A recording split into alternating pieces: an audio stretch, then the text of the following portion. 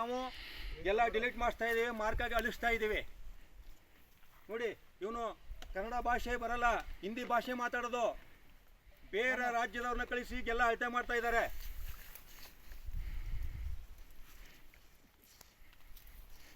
ಅವನಂದ್ರೆ ಮಲ್ಲೇಶ್ವರನ್ಗೆ ಪೈಕಾನ ತಿನ್ನೋ ಲೋಫರ್ ಅಯೋಗ್ಯ, ಪೈಕಾನ ತಿನ್ನೋ ಲಂಚ ತಿನ್ನೋದು ನೀನು ಅಂತ ಈ ಕೆಲಸ ಮಾಡೋಣ. ಎಷ್ಟು ಜನಗಳಿಗೆ ಮಣ್ಣಾಗ್ತಾವ್ರು ಅವರು. 129 ಗ್ರಾಮ ನೀರು ಕುಡಿಯೋದು. ಇವತ್ತೇನೋ ನೀರು ಕುಡಿಯೋ ಬಾಯಿ ನೀರು ಸಿಕ್ಕುತ್ತೆ, ನಾಳೆ ನೀರಿದ್ದಾಗ ಚಾಮರಾಜನಗರ ಜಿಲ್ಲೆ ನೀರಲ್ಲಿ ಕುಡಿತಾರೆ.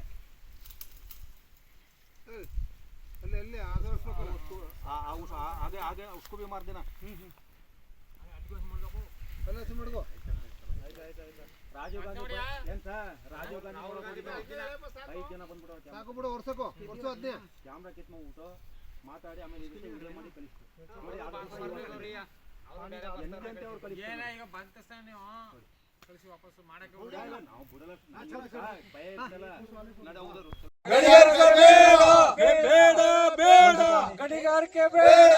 ಭ್ರಷ್ಟ ಅಧಿಕಾರಿಗಳಿಗೆ, ಭ್ರಷ್ಟ ರಾಜಕಾರಣಿಗಳಿಗೆ, ಎಂಜಿಲು ತಿನ್ನುವ ಗಣಿ ಅಧಿಕಾರಿಗಳಿಗೆ, ಕಾರ್ಖಾನೆ ತಿನ್ನ ಗಣಿ ಅಧಿಕಾರಿಗಳಿಗೆ, ಎಂಜಿಲು ತಿನ್ನುವ ಗಣಿ ಅಧಿಕಾರಿಗಳಿಗೆ, ಸ್ವಾಭಿಮಾನ ಹೋರಾಟಕ್ಕೆ.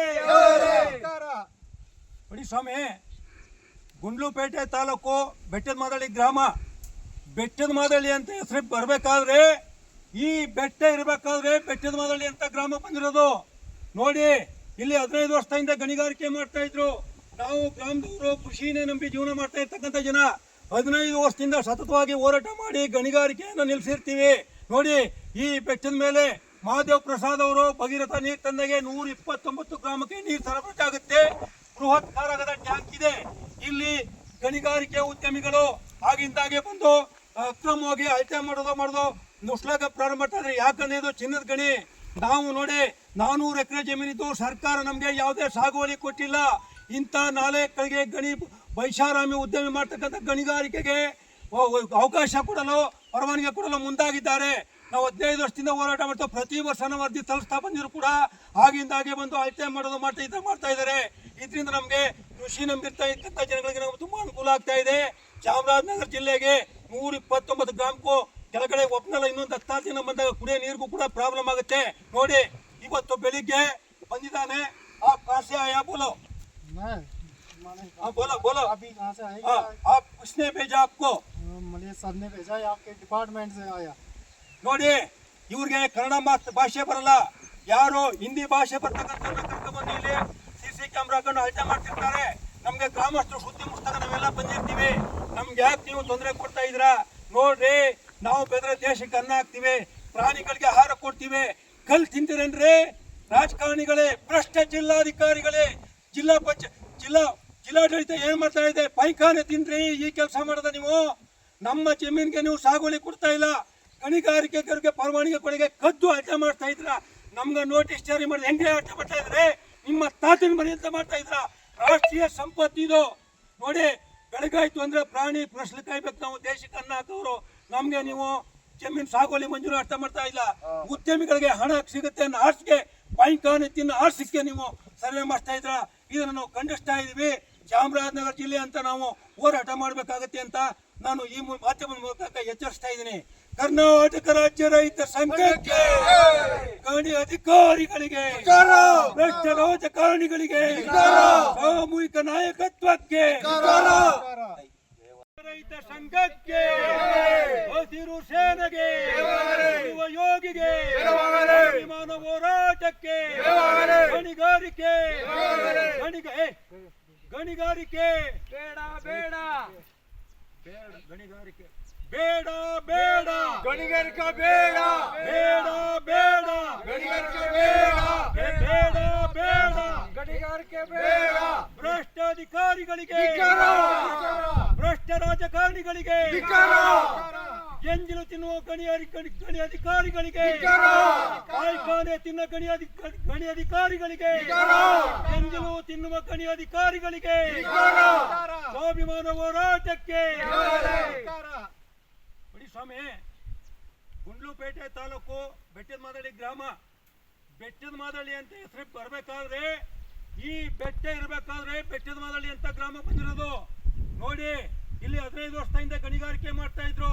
ನಾವು ಗ್ರಾಮದವರು ಕೃಷಿನೇ ನಂಬಿ ಜೀವನ ಮಾಡ್ತಾ ಇರ್ತಕ್ಕಂಥ ಜನ 15 ವರ್ಷದಿಂದ ಸತತವಾಗಿ ಹೋರಾಟ ಮಾಡಿ ಗಣಿಗಾರಿಕೆಯನ್ನು ನಿಲ್ಲಿಸಿರ್ತೀವಿ ನೋಡಿ. ಈ ಬೆಟ್ಟದ ಮೇಲೆ ಮಹಾದೇವ್ ಪ್ರಸಾದ್ ಅವರು ಭಗೀರಥ ನೀರು ತಂದಾಗೆ 129 ಗ್ರಾಮಕ್ಕೆ ನೀರು ಸರಬರಾಜಾಗುತ್ತೆ. ಬೃಹತ್ ಸಾಗರದ ಟ್ಯಾಂಕ್ ಇದೆ.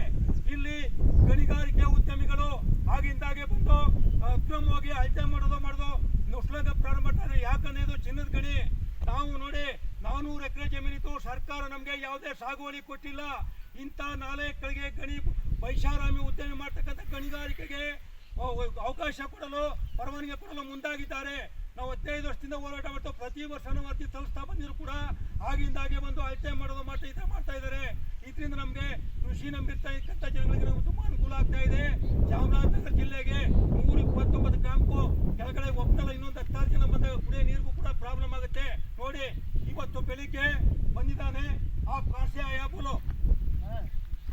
हाँ बोलो अभी कहाँ से आए? हाँ आप किसने भेजा आपको? मलिया सर ने भेजा है, आपके डिपार्टमेंट से आया। ನೋಡಿ ಇವ್ರಿಗೆ ಕನ್ನಡ ಭಾಷೆ ಬರಲ್ಲ. ಯಾರು ಹಿಂದಿ ಭಾಷೆ ಬರ್ತಕ್ಕಂಥವ್ರನ್ನ ಕರ್ಕೊಂಡು ಬಂದಿಲ್ಲಿ CC ಕ್ಯಾಮ್ರಾ ಹಾಕೊಂಡು ಅಳತೆ ಮಾಡ್ತಿರ್ತಾರೆ. ನಮ್ಗೆ ಗ್ರಾಮಸ್ಥರು ಸುದ್ದಿ ಮುಟ್ಟಿದಾಗ ನಾವೆಲ್ಲ ಬಂದಿರ್ತೀವಿ. ನಮ್ಗೆ ಯಾಕೆ ನೀವು ತೊಂದರೆ ಕೊಡ್ತಾ ಇದ್ದೀರಾ? ನೋಡ್ರಿ, ನಾವು ಬೇರೆ ದೇಶಕ್ಕೆ ಅನ್ನ ಹಾಕ್ತಿವಿ, ಪ್ರಾಣಿಗಳಿಗೆ ಆಹಾರ ಕೊಡ್ತೀವಿ. ಕಲ್ ತಿಂತೀರೇನ್ರಿ ರಾಜಕಾರಣಿಗಳೇ, ಭ್ರಷ್ಟ ಜಿಲ್ಲಾಧಿಕಾರಿಗಳೇ, ಜಿಲ್ಲಾಡಳಿತ ಏನ್ ಮಾಡ್ತಾ ಇದೆ? ಪೈಖಾನೆ ತಿನ್ರಿ. ಈ ಕೆಲಸ ಮಾಡಿದ ನೀವು ನಮ್ಮ ಜಮೀನಿಗೆ ನೀವು ಸಾಗುವಳಿ ಕೊಡ್ತಾ ಇಲ್ಲ. ಗಣಿಗಾರಿಕೆಗಳಿಗೆ ಪರವಾನಗಿ ಕೊಡಿಗೆ ಕದ್ದು ಅಳತೆ ಮಾಡ್ತಾ ಇದ್ರ.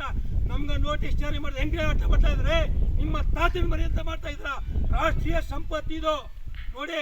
ಬೆಳಗಾಯ್ತು ಅಂದ್ರೆ ಪ್ರಾಣಿ ಪ್ರಶ್ನೆ ಕಾಯ್ಬೇಕು. ನಾವು ದೇಶಕ್ಕೆ ಅನ್ನ ಹಾಕೋರು. ನಮ್ಗೆ ನೀವು ಜಮೀನು ಸಾಗುವಳಿ ಮಂಜೂರು ಅರ್ಥ ಮಾಡ್ತಾ ಇಲ್ಲ. ಉದ್ಯಮಿಗಳಿಗೆ ಹಣ ಸಿಗುತ್ತೆ ಅನ್ನೋ ಆರ್ಸಿಗೆ ಪೈಖಾನೆ ತಿನ್ನೋ ಆರ್ಸಿಗೆ ನೀವು ಸರ್ವೆ ಮಾಡ್ತಾ ಇದ್ರ.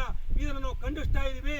ಚಾಮರಾಜನಗರ ಜಿಲ್ಲೆ ಅಂತ ನಾವು ಹೋರಾಟ ಮಾಡಬೇಕಾಗತ್ತೆ ಅಂತ ನಾನು ಈ ಮಾಧ್ಯಮದ ಮೂಲಕ ಎಚ್ಚರಿಸ್ತಾ ಇದ್ದೀನಿ.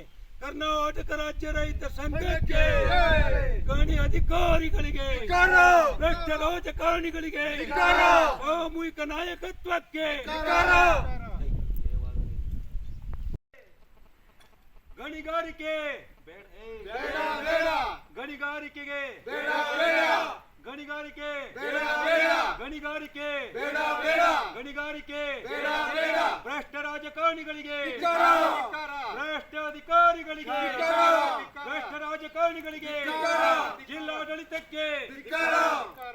ಮಧುಕುಮಾರ್ ಹಾಗೂ ಇತರರು ಇದು ಗಣಿಗಾರಿಕೆ ನಡೀಬೇಕಾದ್ರೆ ನಮ್ಮ ಕೊಳೆ ಬಾವಿಗಳೆಲ್ಲ ಕುಸಿತ ಆಯಿತು, ನೀರು ಬರ್ತಾ ಇರಲಿಲ್ಲ. ಮತ್ತು ಕಾಡು ಪ್ರಾಣಿಗಳೆಲ್ಲ ಊರಿಗೆ ಲಗ್ಗೆ ಆಗ್ತಾಯಿತ್ತು. ಆ ಉದ್ದೇಶದಿಂದ ನಾವು ಗ್ರಾಮಸ್ಥರೆಲ್ಲ ಕೂರಿ ಆ ಗಣಿಗಾರಿಕೆಯನ್ನು ಸಂಪೂರ್ಣವಾಗಿ ನಾವು ನಿಲ್ಲಿಸಿದ್ರು ಕೂಡ ಇವರು ಪ್ರತಿ ವರ್ಷ ಬರೋದು, ಖಾಸಗಿ ಕಂಪ್ನಿಯವ್ರು ಕರ್ಕೊಂಡ್ಬಂದು ಅಳತೆ ಮಾಡಿಸೋದು, ಹೋಗೋದು, ಇದೇ ಥರ ಮಾಡ್ಕೊಬರ್ತಾಯಿದ್ರು. ಪ್ರತಿ ವರ್ಷ ನಾವು ಜಿಲ್ಲಾಧಿಕಾರಿಗಳಿಗೆ ಮತ್ತು ಸಂಬಂಧಪಟ್ಟ ಇಲಾಖೆಗೆ ಅರ್ಜಿ ಕೊಡ್ತಾನೆ ಬಂದಿದ್ದೀವಿ.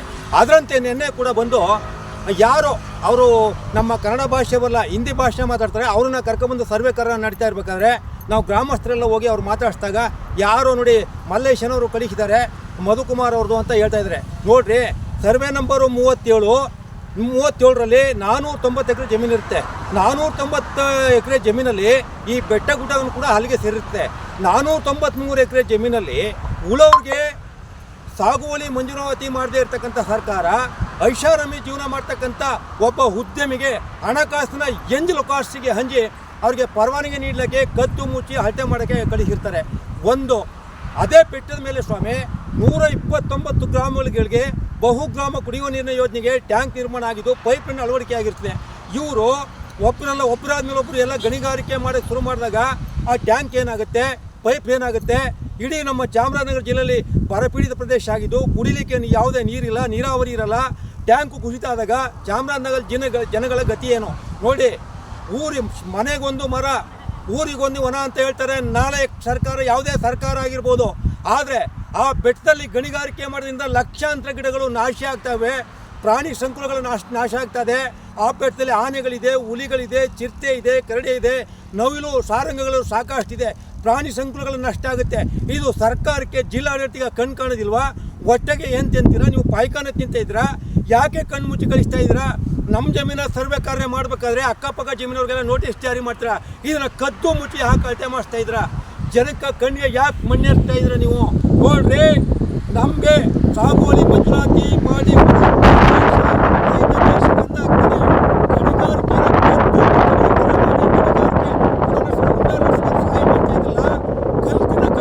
ದೇಶದಲ್ಲಿ ಇವತ್ತು ಜಿಲ್ಲಾಡಳಿತಗಾಗಿರ್ಬೋದು, ಜನಪ್ರತಿನಿಧಿಗಳಿಗಾಗಿರ್ಬೋದು, ಮುಖ್ಯಮಂತ್ರಿ ಆಗಿರ್ಬೋದು, ಗಣಿಮಂತ್ರಿ ಆಗಿರ್ಬೋದು, ನಿಮಗೆ ಮಾನ ಮರ್ಯಾದೆ ಅನ್ನೋದಿದ್ರೆ ರೈತರ ಪರ ನಿಲ್ಲಿ. ನಮಗೆ ಸಾಗುವಳಿ ಮಂಜೂರಾತಿ ಮಾಡೋಕ್ಕಾಗ್ತಾ ಇಲ್ಲ, ಆದರೆ ಬೆಟ್ಟದ ಮೇಲೆ ಗಣಿಗಾರಿಕೆ ಮಾಡಲು ಅವಕಾಶ ಕೊಡಿದ್ರಿ. ಎಂಥ ಅವಹೇಳನಕಾರಿ! ನಿಮಗೆ ಮಾನ ಮರ್ಯಾದೆ ನಾಚಿಕೆ ಇದ್ರೆ ಗಣಿಗಾರಿಕೆ ನಿಲ್ಲಿಸಿ. ನಾವು ಮಾಡೋ ಇಲ್ಲರ ಮಡಿ ಅನ್ನಕ್ಕೆ ನಾವು ತಯಾರಾಗಿದ್ದೀವಿ. ಯಾವುದೇ ಕಾರಣಕ್ಕೂ ಗಣಿಗಾರಿಕೆ ಅವಕಾಶ ಕೊಡಲ್ಲ. ಏನಾದ್ರು ಅವಕಾಶ ಮಾಡಿಕೊಟ್ರೆ ಜಿಲ್ಲಾಡಳಿತ ಮುಂದೆ ಪ್ರತಿಭಟನೆ ಕೊಡಬೇಕಾಗುತ್ತೆ ಅಂತ ನಾನು ಎಚ್ಚರಿಸ್ತಾ ಇದ್ದೀನಿ.